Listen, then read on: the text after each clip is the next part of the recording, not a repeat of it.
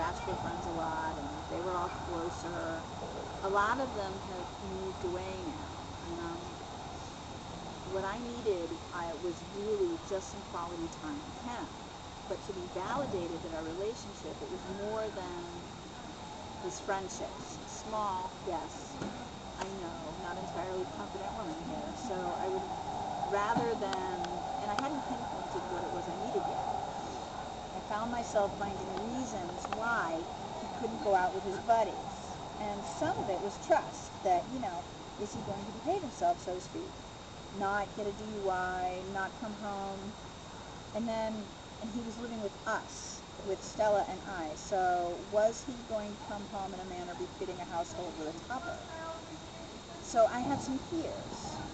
So I kept finding reasons why he couldn't go out. And he got really crazy about the micromanaging. So finally, we were able to explore that enough. And this was before I had my regular yoga practice. And so it's very interesting, the differences in how I deal with things now versus how I did before I had developed my own practice. And so we really finally had that conversation, and he was able to become aware of the needs that I had and the fears that I had. But that's usually how anger and micromanagement. Yep, I am my mother's daughter. I guess we all are, really, aren't we? How do I deal with living with my mom? Wow, I have definitely come to accept that there are parts of her that I cannot change. And again, in the same way with Nicholas, to practice love and kindness. It's called a metta, where you actively send that person loving thoughts, your compassion, rather than, attacking them for what they are not.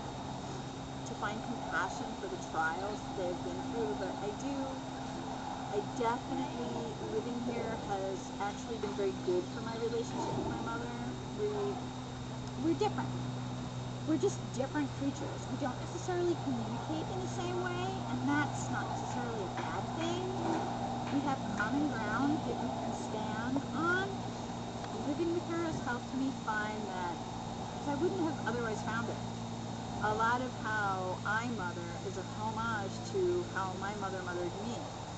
There are certain things that I do differently, and it actually took my brother making different choices than I have, helped me understand why my mom took it personally when I did do some things differently, even though I did a lot of the same things, because to have someone parent differently who is close to you, who is family, is to say, the choices you made I reject as wrong, even though that's not what they're saying.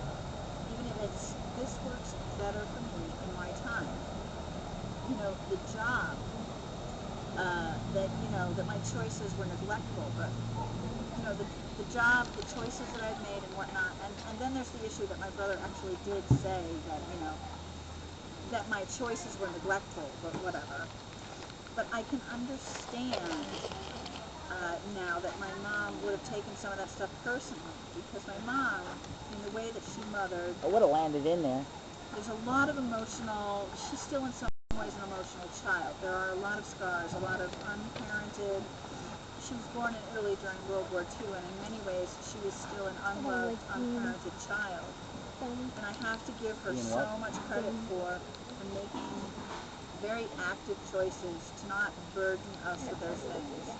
She really did do the very best that she could with the skills that she had. And I think that I wouldn't have come to that place of compassion if I hadn't had to move back home. And if she's an amazing gardener. I suck at gardening, but I try, and I look up to her in that way. The various crafts and whatnot that we both enjoy doing. We both knit. Well, she's far better than I am. She's literally the dual knit. She doesn't remember not knitting. So, those are the kinds of things that she's making, the homemade pasta, that kind of stuff we can connect over. Well, the chickens and the bread, and, we do things differently. And I definitely know that there are some things like canning. I tend not to eat Mom's canned goods because she just doesn't follow procedure, and that scares me. I mean, she never follows procedure, which is what makes her an excellent artist in the kitchen, but I'm a very procedural person. That coming back to the whole, we are cut from different cloth. We just are. But it doesn't mean that I can't appreciate her and admire her and be grateful to her.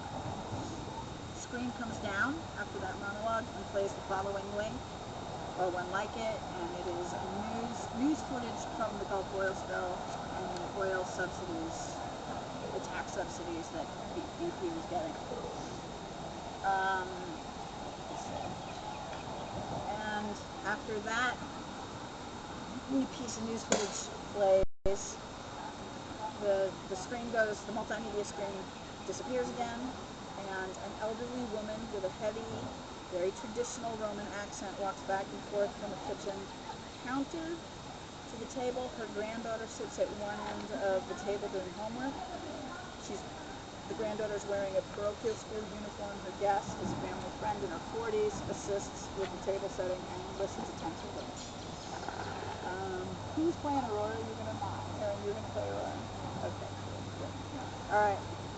Prendi di prosciutto, please. But let me ask you a minute. Yeah, bella. What was being a mother mean to you? Oh, the first I saw my baby, oh my goodness, I thought it was the most beautiful baby. Tomorrow. Okay, tomorrow. It's a lot of work, see, tomorrow. It's a lot of work, but a mother is nice, yeah? Takes a bite of the bruschetta, So, what parts of it were hard? What parts were hard? Everything, I think. But I think that you change when everything is different. First you think a lot of yourself, but you think a lot of your husband, I guess. And then when there's the baby, you think just to the baby, But the feeling that I had just to the baby, everything more. Well, one time I got so scared. I think the mother was a few months old, maybe no. It was more than a few months old because I think after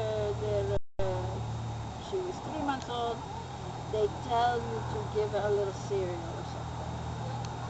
So she taken her 1 or 2 in the little spoons, and then all at once she went slump over. I thought she died.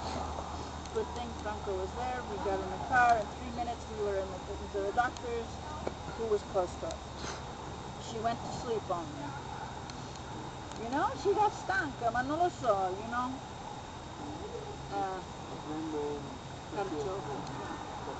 That's an artichoke, yeah. Ma non lo sto cansato, un pochetto, 2 mai Italian stereo, chiamalo bus contato, e 2 è il secondo pezzetto vicino alla mandino. Yeah, I know. Well, it doesn't even matter if nobody in the audience understands it, because you just get the fact that this is a very, it's the nuclear family. So that was Tomato.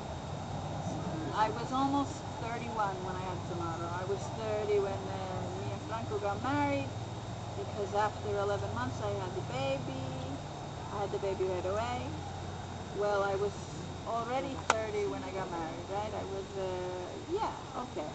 Because we got married in 59, Tomato was born in 60, and so 5 years later I had Matteo. I had a hard time, I had the cesarean, and I was in the hospital in 9-10 days with the Tamara, and with Matteo it was cesarean too. But they tell you, if you first have you have to have a second then. And I had a hard time, and they didn't think we could have had any more. But then Matteo came, and that was good. That was very good. And without him right now, I would be so lonesome.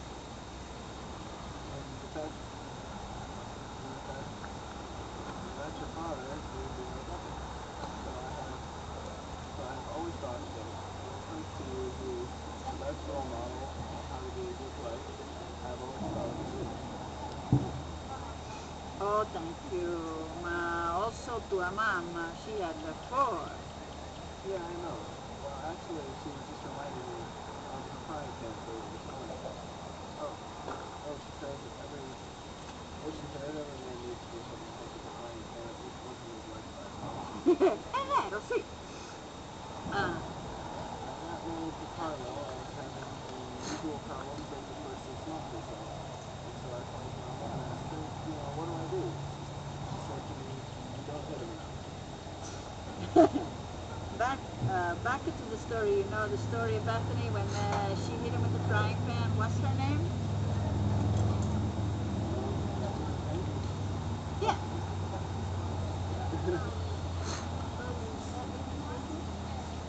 Yeah.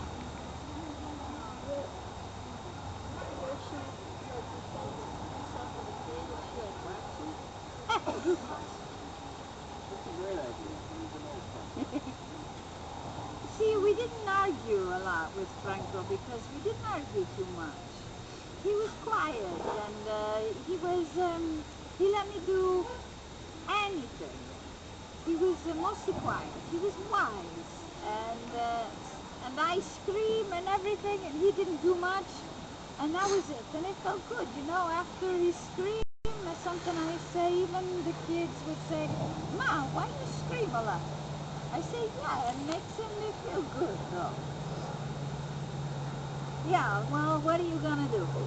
You know you have to take everything the way it comes.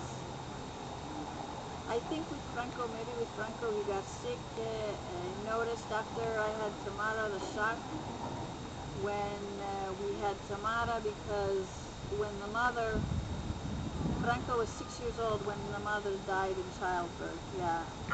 When I had Tamara, I said I saw like a problem. He got like a nervous breakdown. Since then, of course, he already have a nervous breakdown in the arm for the Korean War. Yeah, so he had that problem over there, but we coped. I first I didn't know what was going on because I didn't know, I didn't know. I thought he changed a lot. This guy, maybe he mean or something. I don't know. Then when after I understood that he was sick, I felt different. I had more compassion. Yeah, I see. I didn't know he wasn't taking his medication, and what was he going to do? I didn't know. What did I do? I waited. He was in the hospital, and after I had Mateo, he was in the hospital 2 months.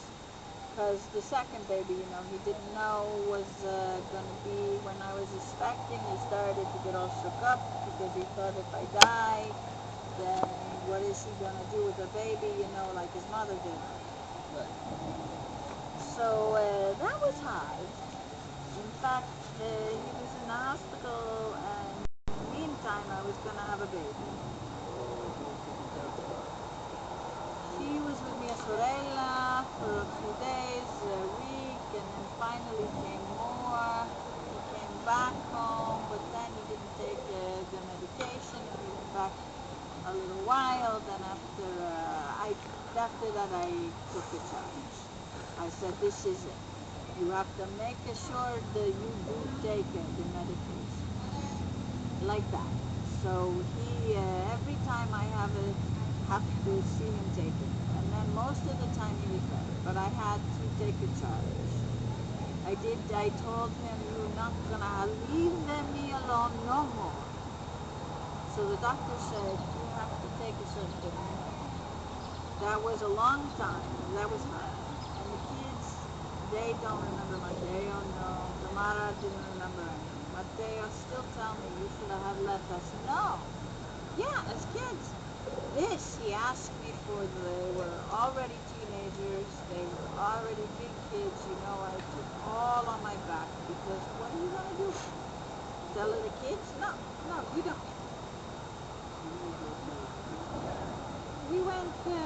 We went every Saturday. We went to the doctor every Saturday. Every Saturday, yeah. I just did what I had to do. That's all. Those were the needs of the family. You don't think of you anymore. You don't. You don't. First you think of the kids, and then yeah. Well, not every Saturday. Once in a while. Usually I watch the mass on TV. And once in a while I go, I take the envelope, yeah. So Sunday morning there's always on the TV, and every day at 9:30 there's a nice mass on the cable. Yeah, so the religion sure got me through, but maybe this making me have a little space in paradise. Yeah, or maybe this way I'm gonna have a little more space up there. I do what I had to do. What didn't help in that he was angry with me. Almost everything I think he did if I'd only think to take the medication. Sometime I had to be sure that he didn't get it out. So you really were the let's say I discussed things with him, but he didn't let me do anything I want to do really.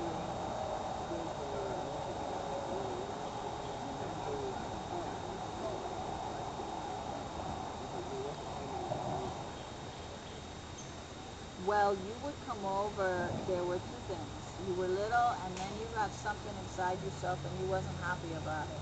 And that you keep it after a long time. I think that's where we try to do our best with what we have to do. Yeah. Pasta un po' di tomato. I just take a few little pieces of that all. Well, in school I was so proud. That is the best for me. You spend $1,000,000 if you have it. You spend it, the money you have for school. Me, I never, the school is school to the child have to learn because I wasn't that lucky. So I grew up and we had 5 years of war and Mussolini, no school, no buses, no niente. And I was a kid, and there was I lost 5 years. I grew up after, and you never recuperate from that. Besides, and did I feel that I could do better than what I am doing? I could learn more instead. Yeah, that stopped me. I feel that I am handicapped in that way, yeah. But no, I didn't have enough school for me to feel right. To know that I went to school, that I learned a lot, that I feel that I never know enough.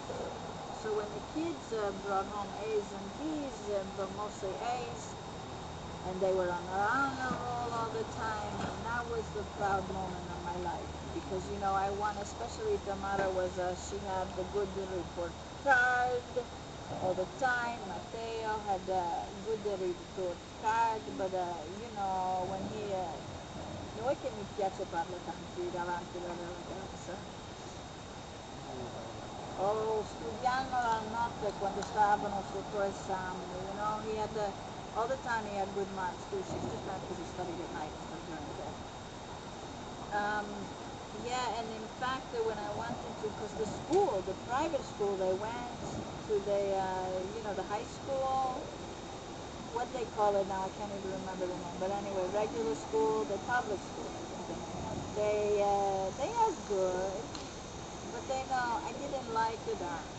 I wanted tomorrow more to Santa Maria, to St. Mary's School, yeah. Somehow, I don't know, she say, oh no, I don't want to go there, And besides those, wouldn't even the money.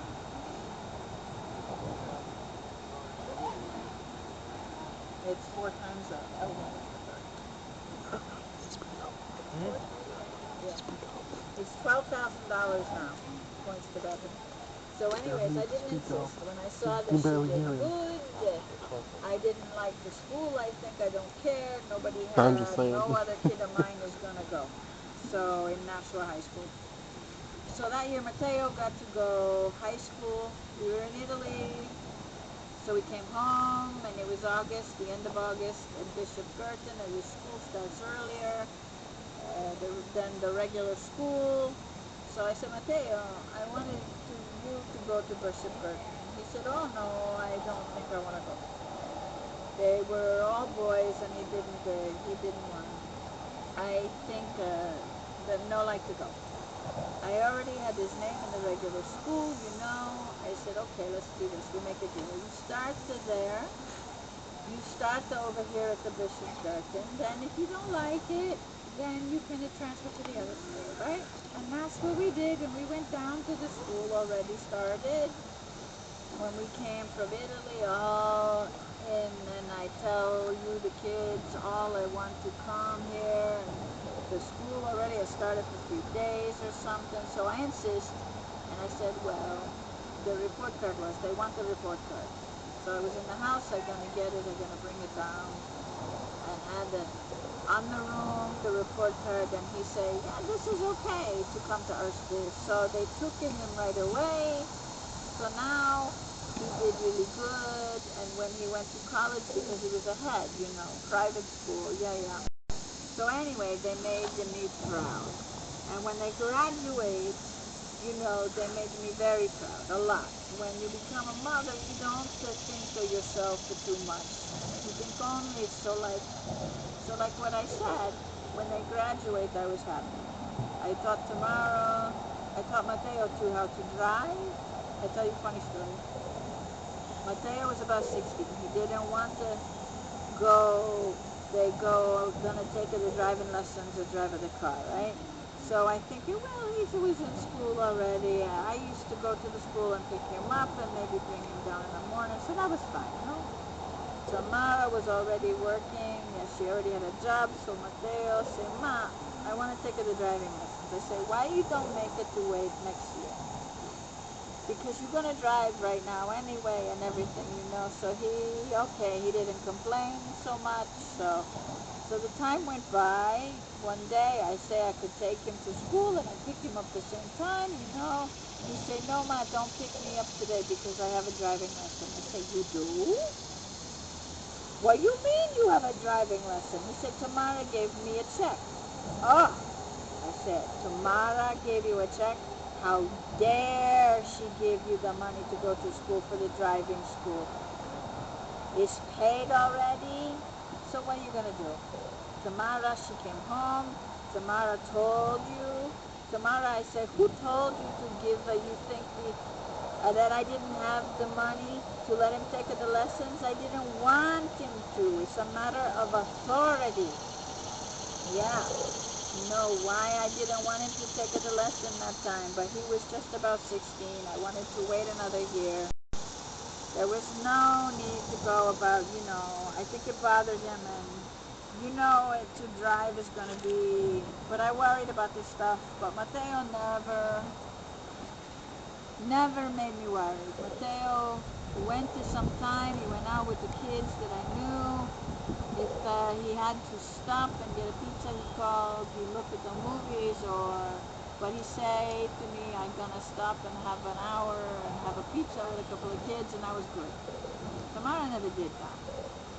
So it took her the lessons, so he had to take her for the driving test, so because those days the kids, they wear a long hair, but at Bishop Girton you couldn't wear a certain length and that, so I told them, oh, you go and take the test. They see you with that lot of hair, they're going to think that this kid is no good.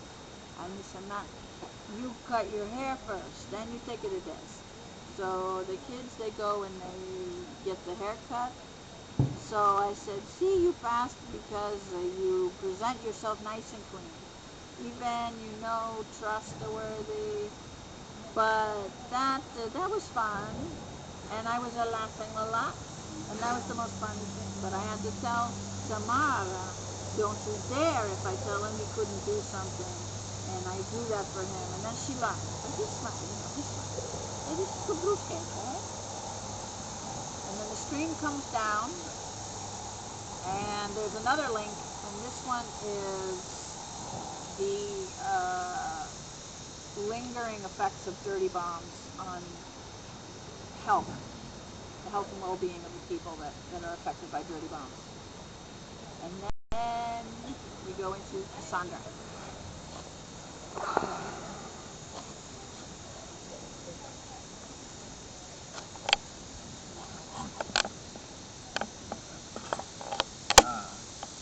I wouldn't rank poetic stars, but I wouldn't rank poetic stars, but yes, I waited a long time to have kids. There's nothing wrong with it. I mean, I was still able to have kids. I mean, I decided I was not going to be a mother because things in my, of me, I think it takes a huge amount of work. Just the fact that you realize that you are responsible for somebody's schedule. You know, making sure that they're taken care of 24 hours a day. And I've always worked. But I think a lot of it was logistics. And I think during my college, you know, part of it, a small part of it, I chalked up to zero probability. You know, and believe in that there are too many human beings on the earth, so they're not totally possible. Yeah. But I think really, the biggest reason was that I knew how much work it would be. And I just couldn't see myself doing that amount of work. You know, it seems exhausting. Go for it. And I think it is exhausting, you know. So yeah. Well, I only have 3 degrees. I have a management degree, 2 bachelor's degrees, management in sociology, and a master's degree in library science. A few years of study. Photographic studies at graduate level. Not a degree. Oh, absolutely. Motherhood is harder than graduate school. Yes. There's no question. Any of that. Motherhood is the hardest thing I've ever done. Is that one that we're missing that you lost? Comes down to commitment. A really small example of it would be that you would think once your child is asleep, at that time you should. You know, especially when they're infants. You know, I stayed at home for the first few years of my daughter's life. You know, for the first year they go off on ponds and naps, and they start to become a little bit more regular, and a little bit less frequent. And then you realize. You say, you know what? I'd really like to go buy a loaf of bread. You realize that your kid is sleeping, so you can't leave the house. That's a big one. And I've actually discussed that with other mothers who are like me. Yeah, I just don't know. So this is that. Couple is that. What's that? Hold on, roll them back up. Oh, cheers. Okay. That's why I see whether what. I'm just putting up on the. Because now you have to just form new strategies Really? for it. What changed my mind about having kids is that I think my husband wanted a child. And if you interviewed him and asked him the same thing, I think that he would tell you that I wanted to have a child and that he said yes. But the truth is, he stopped it frustratingly.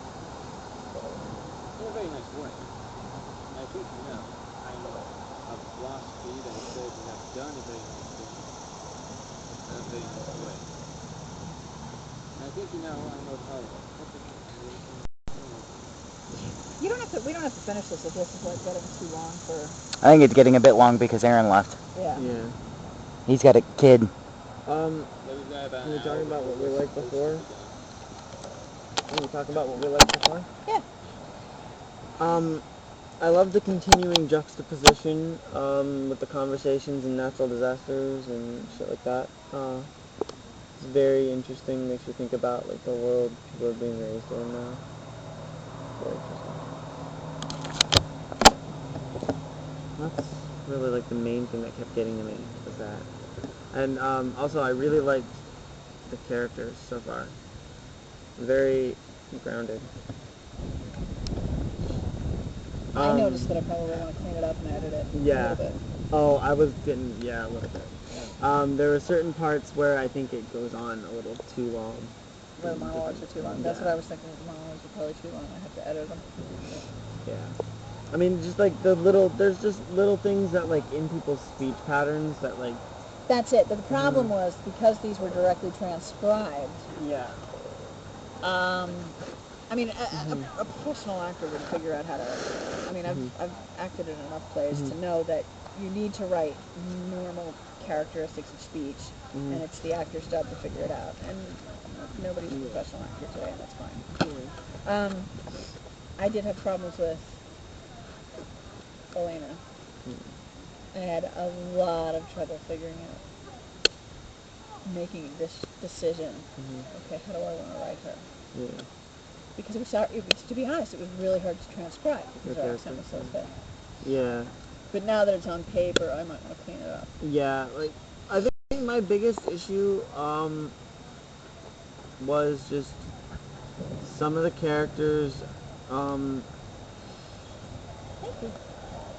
you feel like they're talking just to talk, and at some point you feel like the little bit of what they said right here could be clipped and nothing would be missed, you know? That's where I think some of the monologues are too long. Yeah. What, and you get into it more towards the end of the play, is that the mothers actually offer grounded, practical solutions to what's happening in the world. I mean, not like they can solve the nuclear power plant explosion in Japan, but through the act of motherhood, they can make the earth a healthier place. I mean, there's one woman who has a PhD in chemistry and she's raising bees. Well, because of pesticides, we don't have any bees to pollinate the crops, which is kind of killing our, grocery market. So there's a mother who is making a concerted, responsible effort to make the planet a better place. And those kind of things, those are what I wanted to point out. Yeah.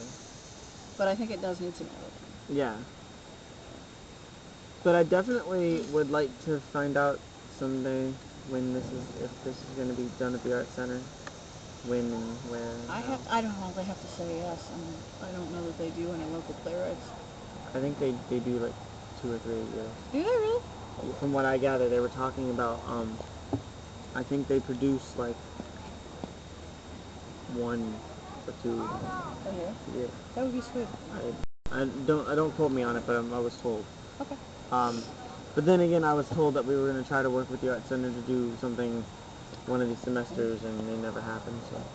Who's we? The English Society? Oh no, not the English Society. I was talking to Natalie Huya about that, but that's not even. Don't even cut that out if we put that on.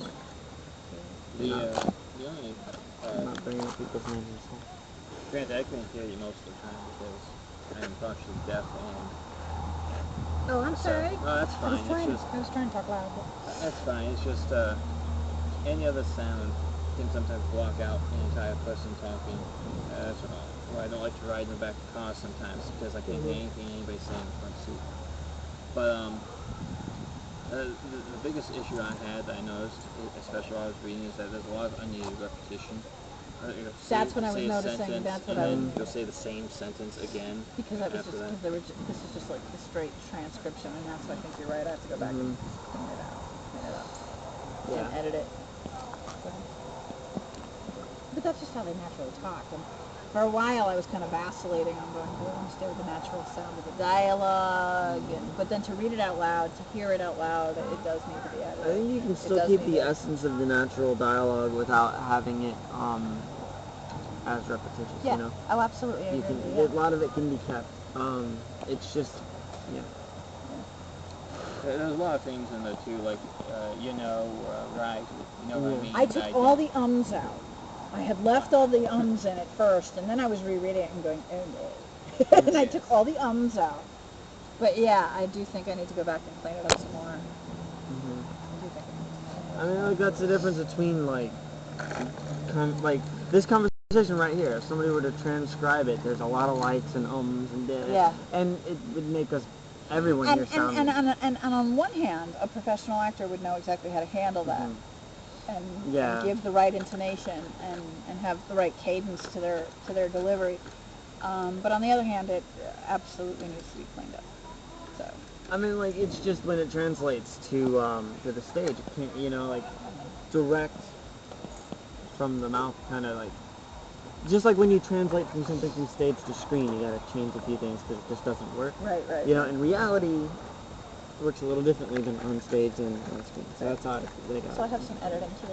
Yeah, but it's not even. Who do I even talk to? Do you know who the contact is at Ashton Villa? wasn't sure. I was actually going to wait until school started, but now I feel like that might be too late.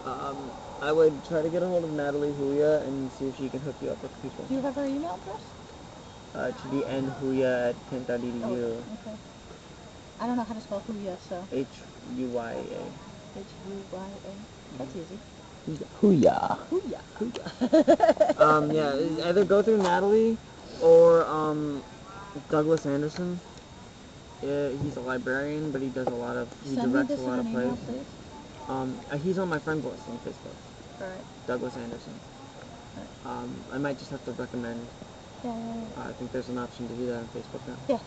I'm gonna have to do that because Doug, I don't really know Doug personally, but I know he directs a lot of plays there, and I know that he has written the players that have been there. He's really big in that community, so he's a librarian. The other play I was thinking